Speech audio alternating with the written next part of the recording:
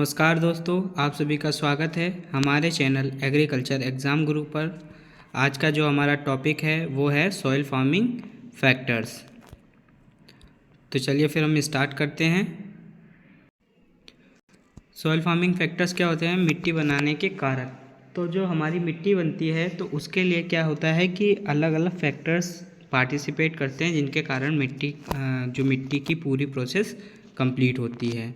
तो ये क्या होती है, एक ओवरलैपिंग स्टेप होती है जहाँ पे मतलब पहले दो स्टेपों में इसका काम होता है कि पहले क्या होता है कि जो आपकी वेदर्ड रॉक, जिनको आप रिगोलिथ भी कहते हैं, तो आर है ना, उससे क्या होता है कि ब्रेक डाउन होती हैं।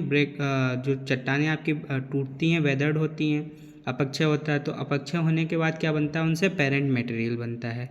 और जो पेरेंट मटेरियल है उसका फिर फ्रेगमेंटेशन होता है, धीरे धीरे डिटोरिएशन होता है, डिग्रेडेशन होता है। धीरे धीरे जब वो अपक्षय होता चला जाता है तो बारीक कण जब बन जाते हैं, उसके एग्रीगेट्स बनते हैं जिन्हें आप समुच्चय कहते हैं। तब क्या फॉर्मेशन हो जाती है, आपकी मृदा बनती है। तो इस मृदा को बनने के पीछे कई कारक होते हैं, है ना। तो पहली बार 1889 में डॉकोचेव, जो फादर ऑफ सॉइल साइंस कहलाते हैं, है ना, और मॉडर्न पेडोलॉजी के भी फादर डॉक्टर, इनको ही डॉकोचेव जी को ही कहा गया है, वीवी डॉकोचेव। तो इन्होंने पहले आपको कुछ सॉइल फार्मिंग फैक्टर दिए थे। सॉइल फार्मिंग फैक्टर्स में कौन कौन से था कि एक इक्वेशन दी थी, वो इक्वेशन है आपकी S=F PCl&O। मतलब यहाँ पर क्या है, P किसके लिए डिनोट करता है, P is for parent material, Cl for climate and O is for organism. लेकिन इसके बाद जो जैनी थे उनने 1941 में एक नई इक्वेशन दी थी जिसमें इन्होंने इसको और डिफाइन किया, है ना। तो उसमें कौन सा उन्होंने नई इक्वेशन दी? इस इक्वेशन में आपका जो S=F रखा गया, है ना। तो मतलब क्या है, सॉइल क्या है, यानी सॉइल प्रॉपर्टी होती है। F फैक्टर्स हैं, और ब्रैकेट में जो ये आपके 5 फैक्टर्स लिखे हैं कौन कौन से हैं। एक तो Cl, ये climate, B for biosphere, R for relief and topography, P for parent material, T for time. मतलब क्या है, क्लाइमेट को अगर आप हिंदी में बोलेंगे तो जलवायु जो वहाँ की है। B आपका बायोस्फीयर है। बायोस्फीयर में क्या आ जाता है कि जो भी आपकी लिविंग ऑर्गेनिज्म या फिर वेजिटेशन जो प्रेजेंट होता है, वो जैसे माइक्रो ऑर्गेनिज्म और लिविंग या फिर कोई से भी जैव जो जीवित हैं, ठीक है। आर रिलीफ हो गया। रिलीफ क्या हो जाएगा, यहाँ पे रिलीफ राहत नहीं होगा, एक्चुअली यहाँ पे रिलीफ ऊंचा या फिर जो ढलान होती है आपकी कि ऊंचाई कितनी है ना, तो वो होता है रिलीफ। या फिर टोपोग्राफी क्या होती है, स्थलाकृति मतलब क्या है कि कितनी ढलान है, जैसे पर्वतीय एरिया जो होते हैं जहाँ पे आपकी ढलान पाई जाती है, ठीक है। और पी पेरेंट मटेरियल होता है। पेरेंट मटेरियल मतलब मूल सामग्री जहाँ से मृदा का निर्माण होता है। और टी किसके लिए डिनोट किया गया था कि आपका जो टाइम, कितना टाइम लगता है मिट्टी को फ्रेगमेंटेड रॉक से मिट्टी बनने में, ठीक है। तो और फिर इसी के बेसिस पे जो अगर हम फैक्टर बेसिस पे जो सॉइल की डेफिनेशन है तो वो कुछ इस तरीके से ये इम्पोर्टेंट है कि soil is a dynamic natural body having properties derived from the combined effect of climate and biotic activities as modified by topography acting on parents material over a period of time। अगर इसी को हम हिंदी में पढ़ते हैं तो हिंदी में क्या होगा, मिट्टी एक गतिशील प्राकृतिक शरीर है जिसमें जलवायु और जैविक गतिविधियों के संयुक्त प्रभाव से प्राप्त गुण होते हैं, जैसे कि समय की अवधि में मूल सामग्रियों पर कार्य करने वाली स्थलाकृति द्वारा संशोधित किया गया है। ये तो इसकी डेफिनेशन हो जाएगी। अब इसको एक तरीके से हम समझें तो क्या है कि मतलब उन्होंने बताया कि जो आपकी मृदा है वो क्या है, डायनेमिक नेचुरल बॉडी है। तो डायनेमिक नेचुरल बॉडी क्या हो जाती है, मतलब डायनेमिक मतलब होता है आपकी गतिशीलता या लगातार चेंजेस आते रहना, ठीक। और नेचुरल बॉडी है मतलब प्राकृतिक है। तो इसमें क्या होता है कि इसमें सारे इन पांचों फैक्टर का इफ़ेक्ट होता है। पांचों फैक्टर में कौन कौन से आ जाते हैं, देखिए क्लाइमेट और बायोटिक जो फैक्टर होते हैं वो उनका इफेक्ट किस पे होता है, पेरेंट्स मटेरियल पे, ठीक है। क्लाइमेट और बायोटिक फैक्टर हैं, ये क्या होते हैं, चेंज होते रहते हैं। उसके बाद टोपोग्राफी आती है, जो आपके की ढलान कितनी है, वो किस पे काम करती है, आपके जो पेरेंट मटेरियल उस पे, और ओवर अ टाइम मतलब बहुत लंबे समय तक, ठीक। उसके बाद आपको बताया गया है कि जो जोफे हैं, जोफे ने क्या किया था, इसको डिवाइड कर दिया था। अब ये पूछे जाते हैं समटाइम क्वेश्चन कि जो 5 फैक्टर्स हैं वो किसने दिए, तो जेनी और डोकोचेव दोनों और जोफे का नाम आ जाएगा, तो आप कंफ्यूज हो जाएंगे कि डोकोचेव ने दिया था, लेकिन उसका सही आंसर क्या होगा, जेनी होगा।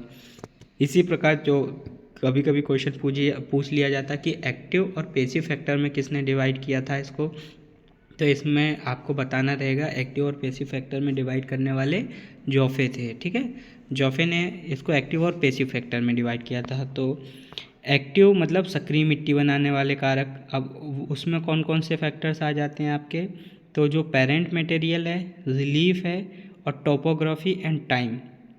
मतलब ये जो 3 फैक्टर हैं आपके, पेरेंट मटेरियल या टोपोग्राफी और टाइम, ये किस में आते हैं, पैसिव में। जबकि एक्टिव फैक्टर्स कौन से हो जाएंगे, सक्रिय फैक्टर आपके क्लाइमेट, वेजिटेशन एंड ऑर्गेनिज्म, मतलब क्लाइमेट या फिर बायोटा, आपका जो बी से डिनोट किया गया बायोस्फीयर, ठीक है, वो आ जाएगा इसके अंदर।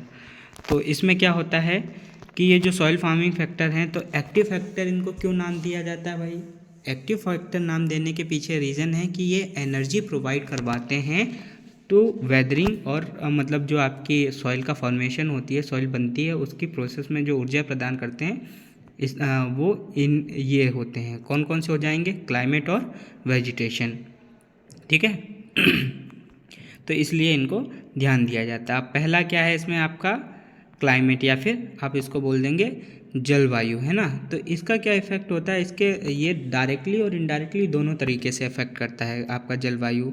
तो जलवायु कैसे डायरेक्टली कैसे इफ़ेक्ट करेगा, डायरेक्टली आपका जो होता है ये इफ़ेक्ट करेगा कि जो वहाँ पे चेंजेस कितने आए, मतलब जैसे कि जो नमी कम ज़्यादा होना, और हीट का मतलब जो गीला सूखा होना, ये होता है किसके कारण होता है, आपके क्लाइमेट के कारण बदलाव आती है, नमी आ गई, बरसात के टाइम पे नमी बढ़ जाती है, गर्मी के टाइम पे शुष्क हो जाती है वही मृदा, है ना।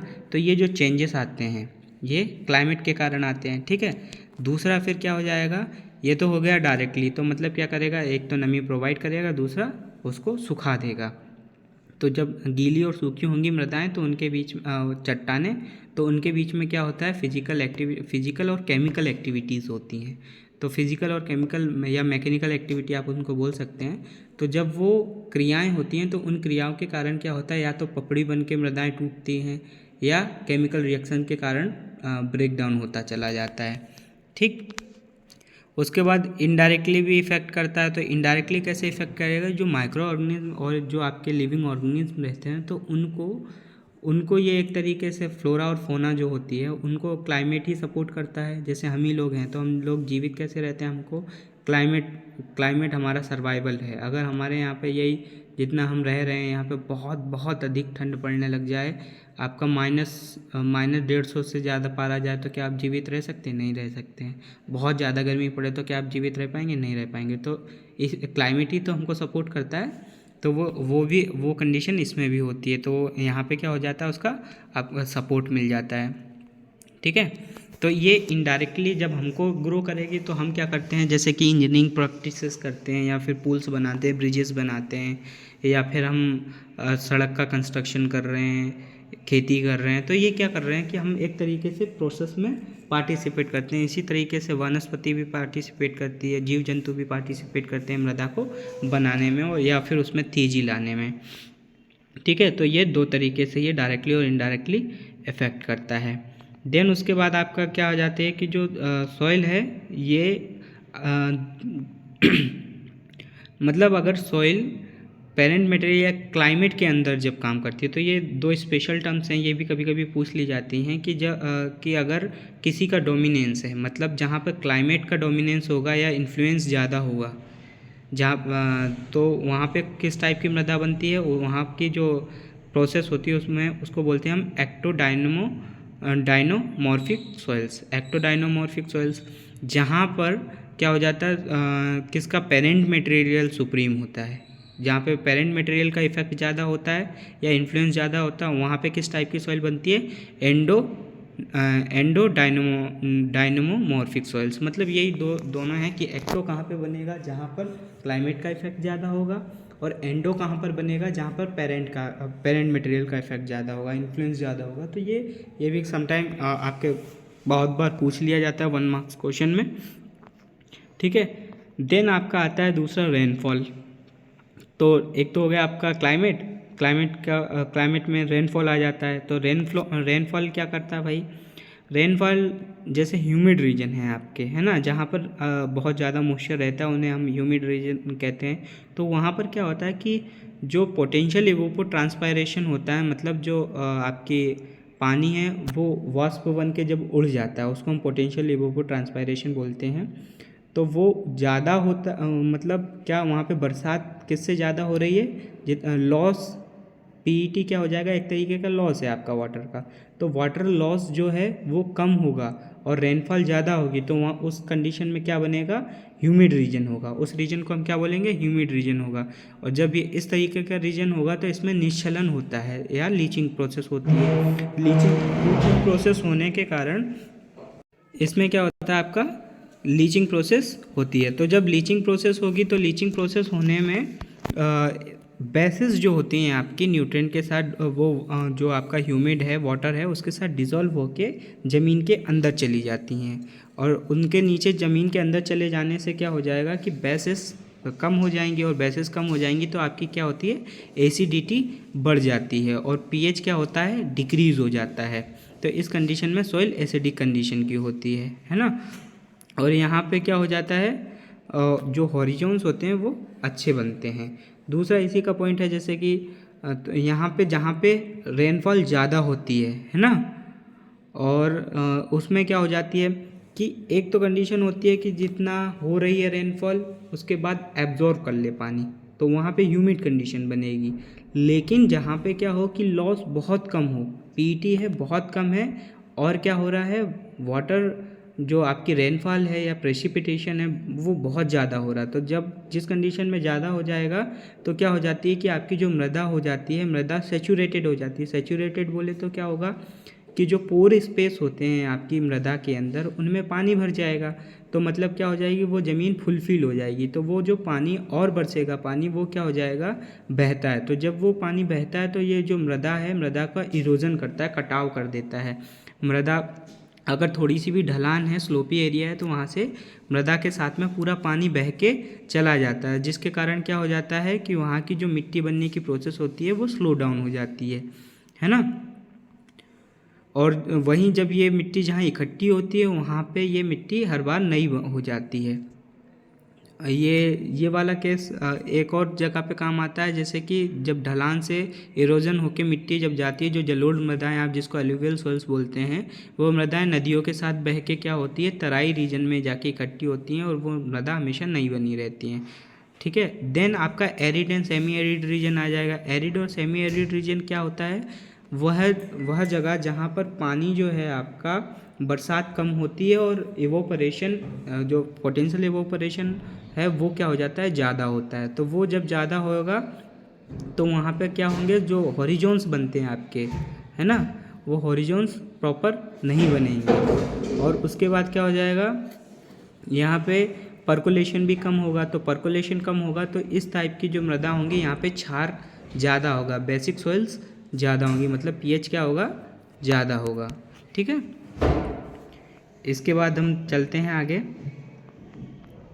फिर आपका दूसरा जो पॉइंट आता है वो आता है टेम्परेचर। तो टेम्परेचर क्या होता है, according to Van't Hoff law, जो वांट ऑफ लॉ है उसके हिसाब से क्या होता है कि हर 10 डिग्री सेल्सियस टेम्परेचर बढ़ने पर 2 से 3 गुना आपकी जो केमिकल रिएक्शंस होती हैं वो तेज़ हो जाती हैं, है ना। अब इसके तेज़ होने के कारण क्या हो जाएगा कि जो बायोलॉजिकल एक्टिविटी होंगी वो इंक्रीज होंगी, और biological activity as well as chemical activity जो होती हैं वो तेज़ हो जाएंगी। तो इससे क्या हो जाता है कि मृदा जल्दी बनती है, मतलब ये फेवर करता है अगर मॉइस्चर सफिशिएंट अमाउंट में होगा तो, तो ये जो रीजन होता है ये किस एरिया में ज़्यादातर होता है, जो आपके ट्रॉपिकल क्लाइमेट होते हैं, है ना, उन एरियो में ये टेम्परेचर ज़्यादा होता है और नमी होती है, तो वहाँ पर मिट्टी जल्दी बनती है। जबकि आपका जो कोल्ड ह्यूमिड एरिया होंगे, जैसे सर्दीले एरिया और वहाँ पर लगातार मॉइस्चर बना रहता है, तो वहाँ की जो मृदाएं होंगी वो किस टाइप की होंगी, भूरी या फिर ग्रेस, या और जो आपकी सूखी मृदाएं हैं, या जहाँ पे वार्म ह्यूमिड एरिया है। तो जैसे कि आपका साउथर्न जो एरिया आता है, साउथर्न इंडिया का जो रीजन है, वहाँ पे रेड सॉइल्स होती हैं, है ना, तो वहाँ पे क्या है आपका कि क्लाइमेट वार्म ह्यूमिड क्लाइमेट होता है, तो लाल मृदाएं उधर पाई जाती हैं या रेड सॉइल्स होती हैं। देन बात आती है आपकी बायोटा या फिर वेजिटेशन एंड ऑर्गेनिज्म की। तो वेजिटेशन और ऑर्गेनिज्म क्या होता है कि जो नेचर है आपका अलग अलग एरिया में जो पेरेंट मटेरियल है वो क्या होता है, इनिशियल स्टेज होती है, ठीक। तो उसी स्टेज में, लेकिन उसमें क्या होता है कि जो माइक्रो ऑर्गेनिज्म होते हैं वो पार्टिसिपेट करके उस जो मृदा है उसको, उसकी प्रॉपर्टीज़ को थोड़ा सा चेंज कर देते हैं, ठीक है। क्यों? क्योंकि ये क्या करते हैं, फास्ट पार्टिसिपेट करते हैं, मृदा को बनने में तेज़ी करते हैं, और दूसरे साथ में क्या कर देंगे कि ऑर्गेनिक मैटर इसमें और मिल जाता है, तो ऑर्गेनिक मैटर और मिलने से न्यूट्रिएंट की अवेलेबिलिटी है वो भी बढ़ जाती है, पोरोसिटी बढ़ जाती है, मतलब कुल मिलाकर जो फिजिकल प्रॉपर्टी है उस पर इसका अच्छा इफेक्ट जाता है। तो जो फॉरेस्ट सॉइल होती है उनके कंपेयर में अगर देखा जाए तो जो ग्रास लैंड सॉइल होंगी उनका जो ऑर्गेनिक मैटर होगा या फिर कार्बनिक पदार्थ होंगे, तो वो जो आपकी घास वाली लैंड है, मृदा है, उनमें ज़्यादा होगा, ठीक है। और इस टाइप की जो एरिया होते हैं यहाँ पर जो पीएच होता है वो लगभग या तो एसिडिक नेचर होता है या फिर नेचुरल जो आपका न्यूट्रल उदासीन नेचर का हो जाता है ना। तो इसके कुछ जैसे पॉइंट आपको बताए हैं कि जैसे ऑर्गेनिक मैटर है वो क्या होता है ग्रासलैंड में, जैसा मैंने आपको पहले ही बताया कि ग्रासलैंड में क्या होता है, ज़्यादा होता है ना। जो घास वाली भूमि होगी वहाँ पे क्या होगा, कार्बनिक पदार्थ आमतौर पर जो फॉरेस्ट लैंड है उससे ज़्यादा होगा। और यहाँ पर जो एग्रीगेट्स बनेंगे, आपके समुच्चय बनेंगे, वो समुच्चय भी अच्छे होंगे, ठीक है। ये यहाँ पे न्यूट्रिएंट की अवेलेबिलिटी अच्छी हो जाएगी। और दूसरी चीज़ क्या हो जाएगा कि यहाँ पर जो जैसे जो फॉरेस्ट एरियाज होते हैं जहाँ पे क्या होते हैं, कॉनिफेरस वेजिटेशन होती है, जहाँ पे शंकुधारी वनस्पतियाँ होती हैं, तो वहाँ पे क्या हो जाता है, लीव्स जो होती हैं वो लो इन बेसिक केटायंस, उनके अंदर बेसिक केटायन क्या होता है, कम होता है। तो बेसिक केटायन कम, जैसे कि कैल्शियम, मैग्नीशियम, सोडियम, पोटेशियम, ये क्या है, बेसिक केटायन, ये कम होंगे और इनकी लीचिंग अलग हो जाती है, निश्चलन हो जाता है। तो ये निश्चलन और लीचिंग होने के कारण क्या हो जाता है, सारा का सारा आपका जो बेस है वो नीचे चला जाता है। तो इस केस में क्या हो जाता है कि एसिडिटी इंक्रीज़ हो जाती है, एसिडिक सॉइल्स बनती हैं इस तरीके, इस वाले एरिया में जहाँ पर शंकु आकार के आपके पौधे पाए जाते हैं। जहाँ पे अंडर डेसिडियस ट्रीज़ होंगे, जहाँ पे मतलब ओक या फिर मैपल्स पाए जाते हैं, वहाँ पे जो साइक्लिंग न्यूट्रिएंट्स होते हैं वो ज़्यादा होते हैं और यहाँ पे बेस का सेचुरेशन भी ज़्यादा होता है। तो ये मृदाएं ज़्यादा हेल्पफुल रहती हैं किसके लिए, आपकी वनस्पति के लिए और मृदा के बनने के लिए। देन फिर अगर हम बात करते हैं कि जो माइक्रोबियल एक्टिविटीज़ होती हैं, तो जैसा कि आपको पता है कि जैसे चूहे हैं, चूहे क्या करते हैं, आपने देखा होगा, चूहे हैं, एंट हैं, ये मिट्टी को खोदते हैं और मिट्टी को खोदने के बाद क्या करते हैं, मिट्टी को बनने में मतलब मिट्टी के छोटे छोटे कण करते चले जाते हैं। तो उसके कारण क्या होता है, मिट्टी बनती है, उसके बीच में पोर स्पेस आते हैं, गैप्स आते हैं। वेदरिंग में ये आपके जो माइक्रो ऑर्गेनिज्म होते हैं या फिर मैक्रो ऑर्गेनिज्म, दोनों क्या करते हैं, सपोर्ट करते हैं। और ह्यूमन एक्टिविटी के कारण भी बहुत बार मृदा जल्दी बनती है। और लेकिन हमारे ही कारण क्या होता है कि अगर हम वनस्पति काटते हैं, पेड़ पौधे काटते हैं, तो हम मृदा का इरोजन भी उसी के कारण ज़्यादा होता है। तो वो भी एक तरीके का नुकसान भी है और फ़ायदा भी है। देन आपका अगला पॉइंट आता है, तो ये दो एक्टिव फैक्टर्स हो गए। कौन कौन से थे आपके एक्टिव फैक्टर, पहला था क्लाइमेट, दूसरा था बायोस्फीयर। ठीक है। दूसरा अब तीसरा आपका जो आता है पेरेंट मटेरियल। तो पेरेंट मटेरियल कौन सा फैक्टर आ जाएगा, ये पेसिव फैक्टर के अंतर्गत आता है। तो पेरेंट मटेरियल में क्या हो जाता है, parent material such as parent material कौन से होंगे, पेरेंट मटेरियल वही होंगे मूल सामग्री जिसे आप बोलेंगे। मतलब जब चट्टानें टूट जाती हैं तो उनके बाद जो आपके मिनरल्स या फिर छोटी चट्टानें बनती हैं वेदर्ड होके मिनरल्स बनते हैं, आपके खनिज बनते हैं। तो वो जो खनिज होते हैं उनको हम क्या बोलते हैं, पेरेंट मटेरियल्स बोलते हैं। और वही उन्हीं के गुण क्या होते हैं आपकी मृदा के अंदर आते हैं। और ये क्या काम करते हैं कि जो छोटे छोटे पत्थर होते हैं उनको लीच आउट नहीं होने देते हैं। ठीक, जो खनिज है या ऊपर से ज़मीन से जो बह के जाती है तो पेरेंट मटेरियल क्या करता है, उनको रोक लेता है। और ये सीधा इसका इफेक्ट किस पे रहता है, आपके टेक्सचर पे रहता है। तो जहाँ पे जैसे कि क्वार्ट्ज ज़्यादा होता है वहाँ पे क्या होगी, आपकी जो मृदा होगी वो सैंड ज़्यादा होती है। वहाँ की मृदा में क्या ज़्यादा होगी, सैंड या फिर रेत। ठीक, अब जैसा मैंने आपको बता ही दिया है कि ये क्या होता है, पेसिव रोल प्ले करता है पेरेंट मटेरियल। तो इसलिए ये क्या ज़्यादा कोरिलेट नहीं कर पाएगा आपका सॉइल के साथ में। तो ये जो लेकिन पेरेंट मटेरियल क्या होती है, किसी भी मिट्टी बनने की इनिशियल स्टेज होती है, पहली स्टेज वही होती है। तो इसकी जो पहली स्टेज होगी तो सीधी सी बात है उसके जितने गुण होंगे, मैक्सिमम गुण आपको आपकी मृदा में देखने को हमेशा मिलेंगे। मतलब क्या है कि वो जिस मृदा से मतलब जो उसका खनिज पदार्थ, जिस खनिज पदार्थ से जो मृदा बनी होगी तो उसके गुण उसमें पाए जाएंगे। जैसे कि अगर आपकी मृदा है, अगर उसके अंदर कैल्शियम मैग्नीशियम सोडियम बेसेस ज़्यादा हैं तो क्या हो जाएगा कि आपकी मिट्टी है उसमें क्या होगा, बेस ज़्यादा होगी, है ना। और न्यूट्रेंट प्रॉपर न्यूट्रेंट्स होंगे, पोटेशियम न्यूट्रेंट की अवेलेबिलिटी बेटर होगी। ठीक, लेकिन क्या हो जाएगा, सरफेस एरिया कम होगा। तो ये बहुत सारे फैक्टर्स किस पे डायरेक्टली और इनडायरेक्टली किस पे डिपेंड करते हैं, पेरेंट मटेरियल पे डिपेंड करते हैं। तो जैसे कि आपको एग्जांपल दिया है कि ये जो बेसाल्ट है, तो बेसाल्ट से कौन सी सॉइल बनती है आपकी, रेड सॉइल, लाल मृदा जो होती है वो बेसाल्ट से बनती है। अब बेसाल्ट क्या है, खनिज है, और खनिज क्या है यहाँ पे पेरेंट मटेरियल का काम कर रहा है। दूसरा कुछ बेसाल्ट्स होते हैं उनसे ब्लैक कॉटन सॉइल वर्टिसोल बनती है। अब देखिए बेसाल्ट सेम बेसाल्ट ही है लेकिन मृदा अलग अलग बन रही है। क्यों, क्योंकि यहाँ पर जो क्लाइमेटिक कंडीशन है दोनों की, क्लाइमेट कंडीशन टोपोग्राफी दोनों की अलग अलग होगी। ठीक, इसलिए ये दोनों क्या हो जाएंगी, अलग अलग सॉइल बन रही हैं। अब एसिड इग्नियस रॉक्स हैं, तो एसिड इग्नियस रॉक्स कैसी होती हैं, लाइट टेक्सचर पोडोजोलिक सॉइल्स बनाती हैं। ठीक है, तो यहाँ पे लाइट टेक्सचर होगा, मतलब क्या हो जाएगा कि जो पोडोजोल सॉइल्स वो सॉइल होंगी जिनमें आपके जो बेस होते हैं, बेस जैसे कैल्शियम मैग्नीशियम पोटेशियम सोडियम, ये क्या हो जाते हैं, इनका निश्चलन हो जाता है। इनका निश्चलन हो जाता है तो एसिडिटी ज़्यादा हो जाती है ना। तो इस तरीके की जो मिट्टी बनेगी वो एसिड इग्नियस रॉक्स से बनती है। बेसिक इग्नियस रॉक्स से जो बनेगी वो उसमें जैसे आपकी जो ब्लैक सॉइल्स हो जाती है, क्रेकिंग क्ले जिसे आप बोल सकते हैं, महाराष्ट्र और आपके मध्य प्रदेश में काफ़ी पाई जाती है, तो वो आपको मिल जाएगी। फिर बात आती है आपकी बेसिक एल्यूवियम मटेरियल्स की। तो बेसिक एल्यूवियम मटेरियल कौन से हो जाएंगे, ये fine to coarse textured soil होंगे। और इनका सोल कौन सा होगा, एंटी सोल और इंसेप्टी सोल। मतलब बेसिक एल्यूवियम मटेरियल मतलब जहाँ से जो चट्टानें हैं, जहाँ पे हल्की सी मृदा बनी थी तो वो मृदा जब बह के आपकी नीचे जाएगी, नदियों के सहारे तराई एरिया में जाती है और फैलती है, उस सॉइल को हम एल्यूवियम सॉइल बोलते हैं। ठीक है, एल्यूवियल सॉइल बोलते हैं।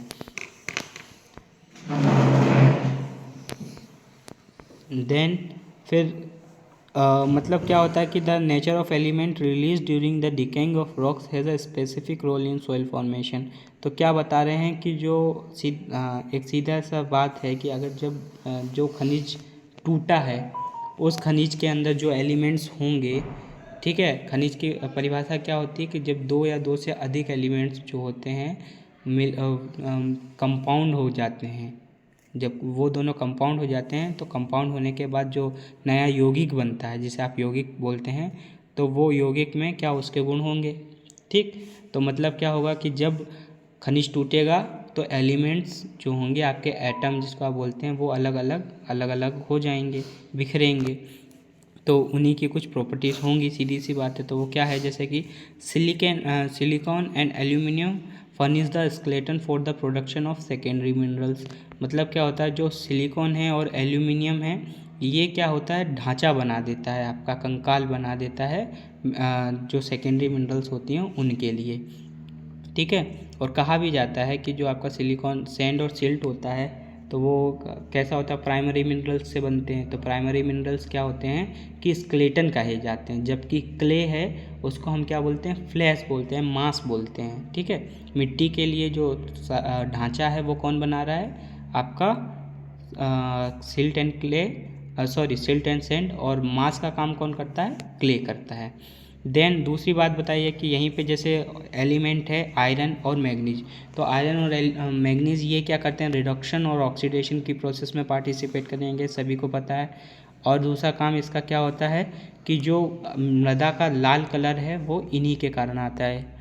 देन तीसरा पॉइंट आपको दिया है जैसे कि सोडियम एंड पोटेशियम, तो ये क्या करता है, ये भी इम्पोर्टेंट रोल प्ले करता है। किसके लिए क्या इम्पोर्टेंट रोल प्ले करता है कि सोडियम और पोटेशियम के अंदर जो एक एबिलिटी होती है कि ये डिस्पर्सिंग एजेंट्स कहलाते हैं, dispersing agents for clay and humus colloids. मतलब क्या है कि जो जैसे कि आपके गुत्थे में बहुत सारी चीज़ें क्या हो जाती हैं, गुत्थे में बन जाती हैं, इकट्ठी हो जाती हैं, तो उनको फैलाने का काम कौन करता है, सोडियम और पोटेशियम। अगर सोडियम पोटेशियम होते हैं तो वो अनफ्लोकुलेटेड कंडीशन हो जाती है, बिखर जाते हैं, और बिखरने के कारण जो न्यूटन की एबिलिटी होगी वो आसानी से हो जाएगी। देन कैल्शियम एंड मैग्नीशियम है, तो ये क्या, ये फ्लोकुलेटिंग एजेंट कहलाते हैं। तो मतलब क्या होता है कि जो ज़्यादा बिखरी हुई मृदा है या जैसे सैंड सॉइल्स हैं तो ये ज़्यादा बिखरी रहती हैं, तो इनसे क्या होता है कि मैक्रोपोर्स ज़्यादा होंगे कि तो डेवलपमेंट होने में टाइम लगेगा। तो कैल्शियम और मैग्नीशियम अगर उनके अंदर होता है तो वो क्या करते हैं कि फ्लोकुलेट कर लेते हैं, कणों को पास ले आते हैं, जिसके कारण क्या हो जाता है, प्रॉपर मैक्रोपोर्स और माइक्रोपोर्स बनते हैं, और उसमें जड़ जो आपके पौधे की जड़ें हैं वो जाती हैं, जिससे कि प्लांट क्या करता है, अच्छी तरीके से ग्रो हो जाता है।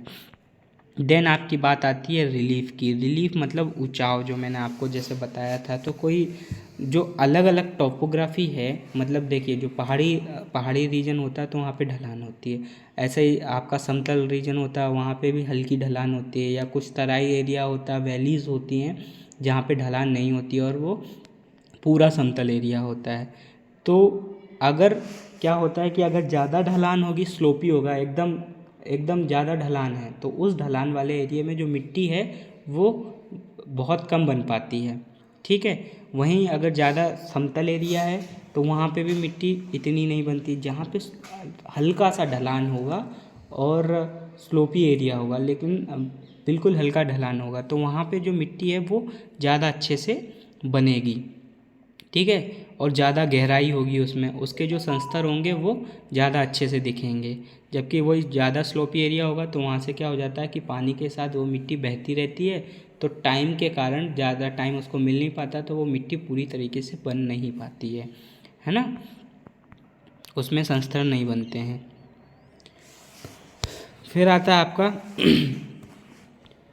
तो जैसे कि आपको मैंने बताया कि जो सिग्निफिकेंस ऑफ टोपोग्राफी क्या है, सिग्निफिकेंस अगर आप देखें टोपोग्राफी का तो जेनेटिक फैक्टर होते हैं, is more noticeable locally as it influencing the climate and vegetation of an area. मतलब क्या है कि अगर टोपोग्राफी सही है और वहाँ पे आपका जो क्लाइमेट है, आपकी जलवायु है और वनस्पति है वो अगर फेवर करती है तो वहाँ पे जो मिट्टी होगी उसके जेनेटिक कैरेक्टर आपको दिख जाएंगे। मतलब मिट्टी वहाँ पे फेवरेबल कंडीशंस में बनेगी, और बनेगी तो उसके गुण उसके अंदर पाए जाएंगे।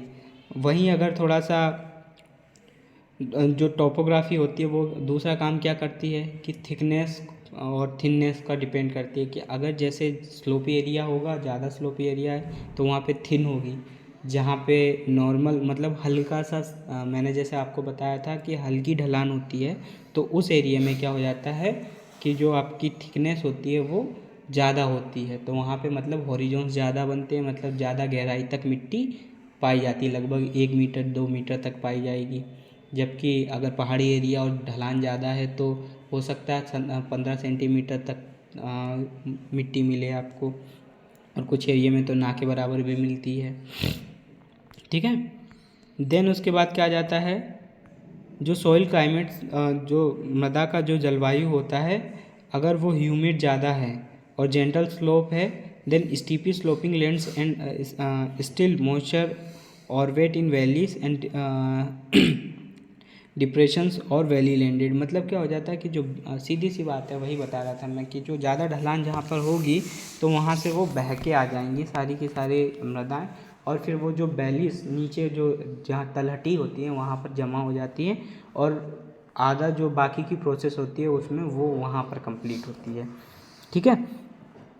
तो इसी प्रकार से फिर क्या हो जाता है कि जो स्लोपी और सैलो रीजन्स हैं तो उनमें क्या हो जाती है, प्रोफाइल जो होगी जहाँ पे ज़्यादा स्टीप स्लोप्स हैं, मतलब गहरे ज़्यादा खाई हैं, ज़्यादा स्लोप बनता है, तो उस एरिया में क्या हो जाती है कि जो आपकी मृदाएँ हैं उनकी जो आपकी डेप्थ होगी या गहराई होगी वो कम होगी। तो जैसे कि एग्जांपल है जो रेड सॉइल है, तो रेड सॉइल कहाँ पे बनती है, हाई टोपोग्राफी पोजीशन में, जहाँ पे ढलान या ऊंचाई ज़्यादा होती है वहाँ पे रेड सॉइल बनती है। जबकि ब्लैक कॉटन सॉइल है वो कहाँ पर बनती है, जहाँ पर लोअर टोपोग्राफी पोजीशन होती है, जहाँ पर मतलब निचला एरिया होता है वहाँ पर बनती है। ठीक है।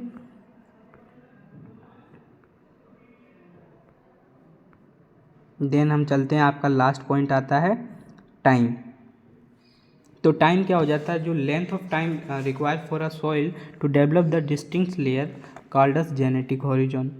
मतलब यहाँ पे क्या हो जाता है कि जो आपके हॉरिजोन्स होते हैं, जैसे कि ABC जो संस्तर होते हैं, आपने मृदा संस्तर पढ़े होंगे सॉइल प्रोफाइल में, तो ABC जो बनते हैं वो टाइम के बेसिस पे ही बनते हैं। सारे संस्तरों को बनने में जो टाइम लगता है वो इसी पे डिपेंड करते हैं, टाइम पे डिपेंड करते हैं। तो कितने टाइम में बन रहे हैं उतने गहरे होंगे। ठीक है, उतनी गहरे होंगे मतलब क्या, उतनी मृदा बारीक होती चली जाएगी अगर जितना ज़्यादा टाइम वो लेते जाएंगे। और इस कंडीशन में आपको क्या होना चाहिए कि यहाँ पर जो क्लाइमेट है वो फेवरेबल कंडीशन में होना चाहिए। जो पेरेंट मटेरियल है उनका नेचर भी कैसा होना चाहिए, हेल्पफुल होना चाहिए, कंपोस्ट, मतलब जो क्या कर दे कि प्लांट मटेरियल, डिब्रीज और ऑर्गेनिज्म हैं वो भी पार्टिसिपेट करें इसमें। वो पार्टिसिपेट करेंगे तो जो रिएक्शंस होगी, सॉइल फॉर्मेशन की प्रोसेस होगी वो फास्ट हो जाएगी। टोपोग्राफी भी फेवरेबल होनी चाहिए। मतलब क्या है, टाइम हर जगह पे अलग अलग फैक्टर्स में अलग अलग रोल प्ले करता है। ठीक, जैसे कि जो आपके हॉरिजॉन होते हैं, संस्तर हैं, वो क्या होते हैं कि जो warm humid and forest conditions होती हैं ना, उनमें जल्दी बनते हैं। जैसे कि मतलब आपका साउथ एरिया है तो वहाँ पर मिट्टी जल्दी बनती है, और जो फॉरेस्ट लैंड है उनमें जल्दी बनती है कंपेयर टू किसके, जैसे कि आपका जो नॉर्थ एरिया है, हिमालयन रेंज है, यहाँ पर मिट्टी है वो बहुत धीरे धीरे बनती है। और एरिड क्लाइमेट जैसे कि आपका जैसलमेर राजस्थान का जो एरिया है, गुजरात का एरिया है, तो वहाँ पे भी मिट्टी क्या होती है, बहुत धीरे धीरे बनती है। Generally soils are faster on flat to gently sloping upland than on flat low lands और ऑन स्टीपली स्लोपिंग पोजीशन। मतलब क्या यहाँ पे बता रहा है, सीधी सी बात वही बता रहा है कि जो हल्का सा स्लोप जहाँ पे होगा वहाँ पर मृदा जल्दी बनेगी कंपेयर टू जहाँ पर ज़्यादा स्लोप होगा उसके। ठीक है। Then soils on river flood plains remain younger due to the periodic erosion और accumulation of soil material। मतलब क्या है कि जो भी नदियों से बहकर मिट्टी आती है वो हमेशा नई या यंगर रहती है। क्यों रहती है, क्योंकि ये हमेशा बह के आती रहती है, इसलिए वो सॉइल नई बनी रहती है। ठीक है। देन आपकी कुछ पेरेंट मटेरियल की ये क्या होती हैं, वेदरिंग स्टेजेस होती हैं। तो ये स्टेजेस भी बहुत बार पूछ ली जाती हैं। तो 5 स्टेजेस होती हैं वेदरिंग की, अपक्षय चरण इसको बोलते हैं। कौन कौन सी, पहली होती है आपकी इनिशियल स्टेज, जहाँ पर क्या होता है कि पेरेंट मटेरियल जो है वो अभी तक अनवेदर्ड होता है ना, जहाँ पे रॉक के फॉर्म में होगा, वो इनिशियल स्टेज हो जाएगी, वहाँ से मतलब टूटना शुरू होगा। दूसरी स्टेज आपकी आती है जुवेनाइल स्टेज। जुवेनाइल स्टेज क्या होती है कि जहाँ पे वेदरिंग जस्ट स्टार्ट ही हुई होती है और अभी अभी भी मतलब जो जिस चट्टान से टूटी है उसका पूरा का पूरा मटेरियल आप उसमें देख सकते हैं। देन वायरल स्टेज होती है। तो वायरल स्टेज क्या होती है कि यहाँ पे जो ईजिली वेदर्ड मिनरल होते हैं वो नहीं देखे जाते, मतलब जो आसानी से मिनरल टूट सकते हैं, जैसे कि सॉल्ट है NaCl है, वो आसानी से टूट जाएगा।